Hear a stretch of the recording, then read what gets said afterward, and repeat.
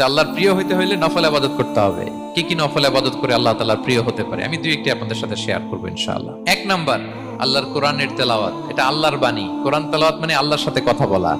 যখন আপনি কোরআন তেলাওয়াত করেন, কাইন্ড অফ আপনি আল্লাহর সাথে মুনাজাত করেন, মানে একান্ত আলাপন করেন, আলাপচারিতা করেন। দুই নাম্বার তালিকা হচ্ছে আত-তাহাজ্জুদ বা কিয়ামুল লাইল। দুই রাকাত করে মাঝরাতে যে সালাতটা বিষ্ণু সাল্লাল্লাহু আলাইহি ওয়াসাল্লাম পড়তেন, এটাকে বলে কিয়ামুল লাইল বা তাহাজ্জুদ। তিন নাম্বার মাধ্যম হচ্ছে বেশি বেশি আল্লাহ তাআলার কাছে চাওয়া, মানে আদ-দুআ, দোয়া করা। বিষ্ণু সাল্লাল্লাহু আলাইহি ওয়াসাল্লাম বলেন আদ-দুআউ মুখুল ইবাদা, দোয়া হচ্ছে ইবাদতের নির্যাস।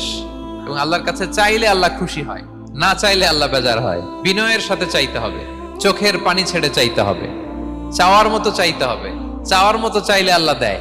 আল্লাহ তাআলা আমাদের সবাইকে তার প্রিয় ভাজন বান্দাদের তালিকায় অন্তর্ভুক্ত করে নেক। আমরা সবাই পড়ি আমিন।